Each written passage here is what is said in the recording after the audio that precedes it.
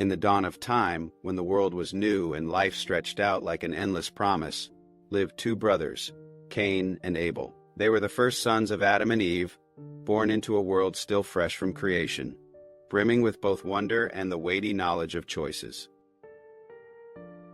Cain, the elder, was a tiller of the ground, his hands strong and calloused from coaxing life from the soil. He worked with a fierce determination, his brow often furrowed in concentration as he wrestled with the earth to yield its fruits.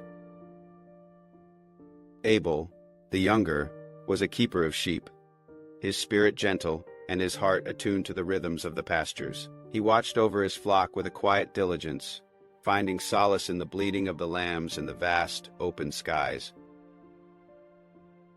Each brother dedicated himself to his craft, cultivating the land and tending the animals, fulfilling their roles in the nascent world. Their lives, though distinct, were intertwined by brotherhood and shared heritage.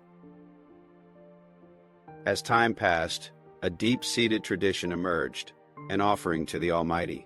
It was a moment of reverence, a chance for each man to acknowledge the source of his bounty and the giver of all life.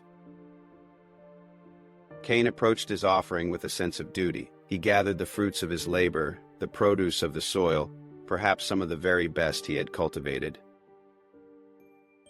He laid them before God, a silent presentation of his hard work and dedication. His offering was good, a testament to his toil. Abel, on the other hand, brought from his flock the firstborn and the fat portions. He approached with a heart full of devotion, his offering not just a duty, but an act of profound love and gratitude. When the offerings were made, a remarkable thing occurred. The Lord looked with favor upon Abel and his offering, a gentle acceptance that warmed Abel's soul and filled the air with a subtle, divine presence.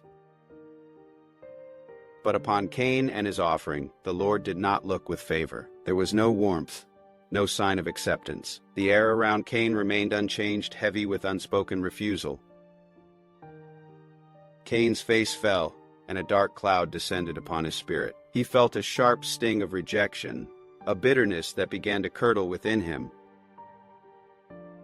Why had his brother been accepted and he not? His labor was honest, his offering sincere, yet it was not enough. A seed of resentment took root in his heart. God, seeing the turmoil in Cain's soul, spoke to him with a voice that was both gentle and firm. "Why are you angry, Cain? Why is your face downcast? If you do what is right, will you not be accepted? But if you do not do what is right, sin is crouching at your door. It desires to have you, but you must rule over it." It was a warning, a divine plea for Cain to master the burgeoning darkness within him, to choose the path of righteousness over the lure of bitterness. But Cain, consumed by his wounded pride and festering jealousy, did not heed the counsel. The words echoed, but his heart was deafened by his own churning emotions. He spoke to his brother Abel, suggesting they go out into the field. The invitation seemed innocent enough, a simple suggestion between siblings. As they walked, the tension between them, though unspoken, grew thick. The vibrant colors of the field seemed to dim under the weight of Cain's troubled spirit. In the quiet solitude of the open field, far from the watchful eyes of their parents, Cain's jealousy finally erupted. His anger, long simmering, boiled over. He attacked Abel, his younger brother, with a force born of envy and despair.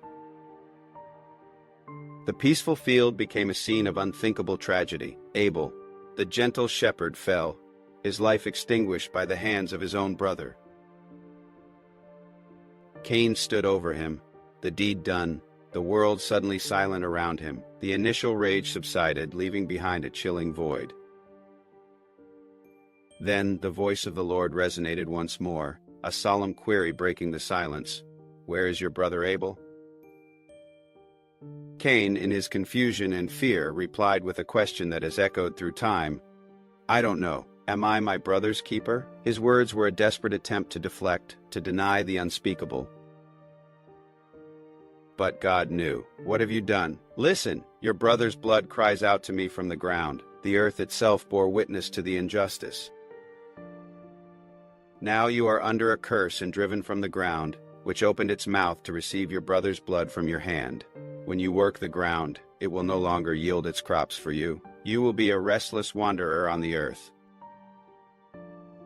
Cain cried out, his punishment feeling too heavy to bear. "My punishment is more than I can stand. Today you are driving me from the land, and I will be hidden from your presence. I will be a restless wanderer on the earth, and whoever finds me will kill me." Yet, even in the face of such a grievous sin, God's mercy prevailed. The Lord put a mark on Cain so that no one who found him would kill him. It was a sign, not just of his crime, but of God's protective grace, even for the transgressor. Cain then went out from the Lord's presence and settled in the land of Nod, east of Eden. He carried his mark, a visible reminder of his deed, but also of a divine promise.